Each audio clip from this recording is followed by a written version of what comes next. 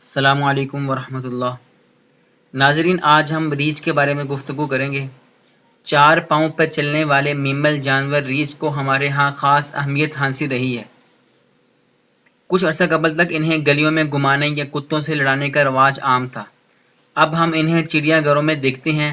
ریچھ قطب شمالی جیسے برفانی علاقے سے لے کر منطقہ حارہ کے جنگلوں تک مختلف ماحول میں پائے جاتے ہیں۔ انٹارکٹیکا کے علاوہ یہ ہر بر اعظم میں موجود ہیں۔ یہ کم گھنے جنگلات، گھاس کے میدانوں، صحراؤں وغیرہ میں پائے جاتے ہیں۔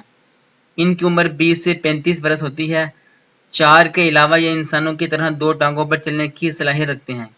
ریچھ کی 8 بڑی انواع ہیں۔ ان انواع کی ظاہری صورت میں زیادہ فرق نہیں ہوتا۔ ریچھ کا رنگ اس کی نوع کے لحاظ سے ہوتا ہے۔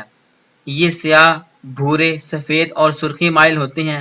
ان کا وزن اور قد بھی نوع کے لحاظ سے ہوتا ہے۔ چھوٹا سیاہ ریچھ 47 انچ لمبا ہوتا ہے اور اس کا وزن 37 پاؤنڈ ہوتا ہے۔ قطبی ریچھ کا قد تقریباً 10 فٹ ہوتا ہے اور وزن 1500 پاؤنڈ ہوتا ہے۔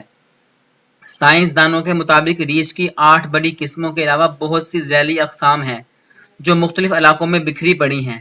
سیاہ امریکی ریچھ، یہ شمالی امریکہ اور میکسیکو میں رہتا ہے۔ اس کی بنیادی خوراک پتے، کونپلیں اور پھلیاں ہیں۔ سیاہ ایشیائی ریچھ، یہ جنوب مشرقی ایشیا اور روسی مشرقی بعید میں رہتا ہے۔ اس کے سینے کی فر پر زرد اور سفید دھبے ہوتے ہیں۔ یہ سیاہ امریکی ریچھ سے جسم، عادات اور خوراک میں مشابہت رکھتا ہے۔ بھورا ریچھ، شمالی امریکہ، یورپ اور ایشیا میں پائے جانے والے یہ ریچھ زمین پر سب سے بڑے گوشت خور جانوروں میں سے ہیں۔ ان کی بہت سی ذیلی اقسام ہیں۔ قطبی ریچھ، قطب شمالی کے یہ ریچھ برف کی سفید تہہ پر رہنے اور یخ بستہ پانیوں میں تیرنے کی صلاحیت رکھتے ہیں۔ یہ وہاں سیل جیسے جانوروں کا شکار کرتے ہیں۔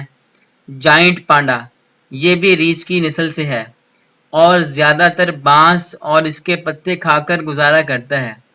یہ چین کے بعض علاقوں میں پایا جاتا ہے۔ اس کا جسم سفید اور سیاہ ہوتا ہے۔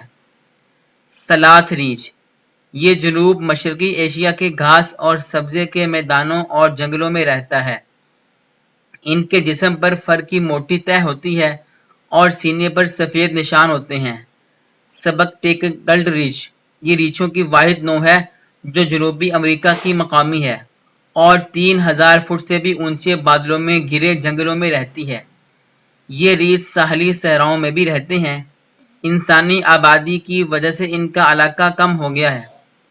سن ریچھ، جنوب مشرقی ایشیا کے منطقہ حارہ کی زیریں جنگلات میں رہنے والے ان ریچھوں کی فر سب سے چھوٹی ہوتی ہے۔ ان کے سینے پر ہلکے سرخ اور بھورے نشان ہوتے ہیں۔ زیادہ تر ریچھ پھل، پودے، سبزیاں اور گوشت سب کھانے کی صلاحیت رکھتے ہیں۔ قطبی ریچھ گوشت خور ہیں جبکہ پانڈا بانس کا شیدائی ہے۔ ریچھوں کی ایک بڑی تعداد شمالی علاقوں میں رہتی ہے، اس لیے انہیں سخت سردیوں میں بقا کا اہتمام کرنا ہوتا ہے۔ کیونکہ ان مہینوں میں خوراک کی قلت ہوتی ہے، ارتقاء کے عمل سے ان میں طویل نیند یا ہائبرنیشن کی صلاحیت پیدا ہو چکی ہے۔ یہ گہری لمبی نیند سو جاتے ہیں جو کئی ماہ تک جاری رہ سکتی ہے۔ اس دوران ان کے دل کی دھڑکن اور نظام انہضام کی رفتار بہت سست ہو جاتی ہے۔ اگر انہیں اچھی طرح جگایا جائے تو یہ اس نیند سے بیدار ہو جاتے ہیں۔ فاصل کے ثبوتوں سے معلوم ہوتا ہے کہ آئس ایج میں غاروں میں رہنے والے شیر طویل نیند سونے والے ریچھوں کا شکار کرتے تھے۔ البتہ بر وقت جاگنے پر ریچھ شیر کو مار بھی ڈالتے تھے۔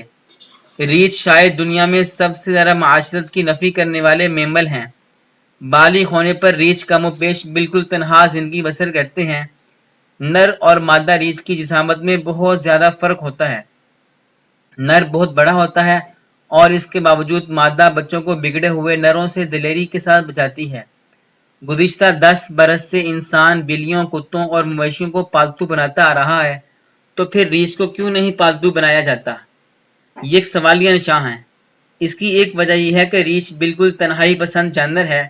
یہ انسان کا کہا بڑی مشکل سے مانتا ہے، نیز دباؤ میں آنے پر جارحانہ رویہ بھی اختیار کرتا ہے۔ ناظرین، ریچھ ہمارے معاشرے میں لوگ لڑانے کے لیے، کتوں سے لڑانے کے لیے استعمال کرتے ہیں، جبکہ یہ بہت بڑا ظلم ہے۔ کسی کے ساتھ، چاہے وہ انسان ہو چاہے جانور ہو، اتنا بڑا ظلم نہیں کرنا چاہیے کہ اس کو لڑایا جائے اور کتوں سے اس کو مروایا جائے اور اس کو لہو لہان کیا جائے، یہ ہمارے معاشرے کا المیہ ہے۔ ہمارے معاشرے میں مرغوں کو لڑاتے ہیں، کتوں کو آپس میں لڑاتے ہیں، کتوں اور ریچھ کو آپس میں لڑاتے ہیں، یہ انتہائی خطرناک صورتحال ہے اور اس کے مقابلے میں پھر ان کو پیسے ملتے ہیں۔ ناظرین، یہ ہمارا میسج، ہماری معلومات اگر آپ کو اچھی لگی ہوں تو آپ اس ویڈیو کو لائک کیجیے، شیئر کیجیے۔ بہت شکریہ۔